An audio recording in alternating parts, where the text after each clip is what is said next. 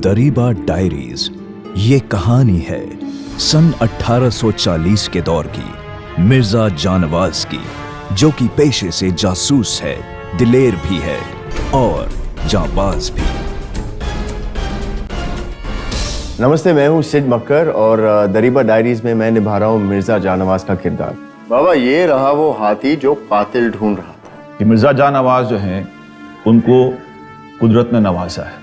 उनके अंदर ऐसी शख्सियत है, उनके अंदर ऐसे गुण हैं, उनकी दिमाग हम लोगों से कम 10 कदम आगे चलता है। बस अब कुछ ही देर में पर्दा उठने वाला है, लेकिन उससे पहले मुझे कुछ और लोगों से मिलना है। मिर्जा बहुत सुकून से काम करते हैं और फिर जिस ढंग से केस को सॉल्व करते हैं, वो उनका सॉल्व करने का तरीका बहुत ही खूबसूरत है। ठाकुर साहब, मैं भी यही सोच रहा था कि कौन है वो कातिल।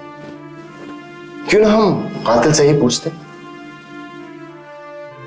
दरीबा का जासूस नहीं, चावरी बाजार का जादूगर होना चाहिए था आपको। नमस्ते, मैं हूँ रसिका दुग्गल और दरीबा डायरीज में मैं जीनत बानो का किरदार निभा रही हूँ। किसी मस्खरे के मुखौटे के पीछे का सच क्या है, शायद कोई नहीं जानता। जीनत एक बहुत ही समझदार औरत है। वो मिर्जा जानवाज को काफ़ी केसेस में क्लूज दे देती है, कभी जानकर कभी अनजाने में। इसके पीछे का सच जानना बहुत जरूरी है। क्या जीनत बानो मदद करेंगी? हमसे कुछ भी मांगने की जरूरत पड़ी है आपको कभी? देखिए, मैं अपने आप कर पाता, लेकिन क्या है जीनत के लिए, जीनत को खुश रखने के लिए नहीं होती तो वो नहीं कर वो क्या वो ये प्रोफेशनली नहीं कर सकती। एक बहुत इंपॉर्टेंट क्लू जीनत देती है। पॉइंट ये है कि जीनत बानो अग्रीड बहुत स्मार्ट है, लेकिन क्या रसिका दुग्गल स्मार्ट है? No comments. That's problem for the next case.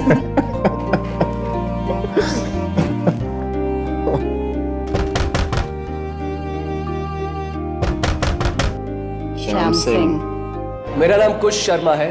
मैं हमारे शो दरीबा डायरीज में श्याम सिंह का रोल प्ले कर रहा हूँ। श्याम सिंह एक 23 साल का लड़का है, जो कि गोविंद सिंह जी, जो इस शहर के कोतवाल हैं, उनका बेटा है।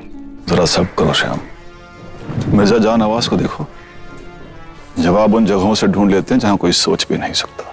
कोतवाल साहब एक्चुअली है श्याम सिंह के पिता, और वो चाहते हैं कि श्याम सिंह मेरे अंडर रहे, क्योंकि श्याम सिंह जो है थोड़े इम्पल्सिव है। बाबा, मैं आपके लाडले को अखाड़ा लेकर जा रहा हूँ।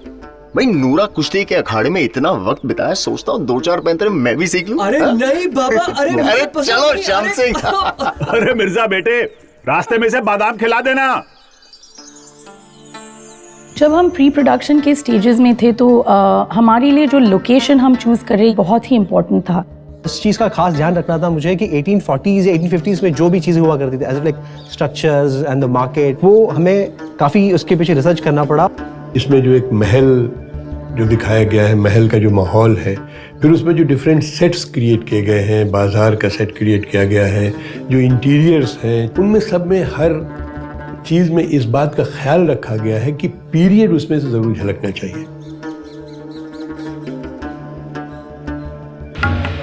जब डीओपी साहब अपना काम कर रहे हैं, लाइट्स वाले अपना काम कर रहे हैं, सब अपने अपने काम में बिजी हैं, तो हम लोग क्या करें?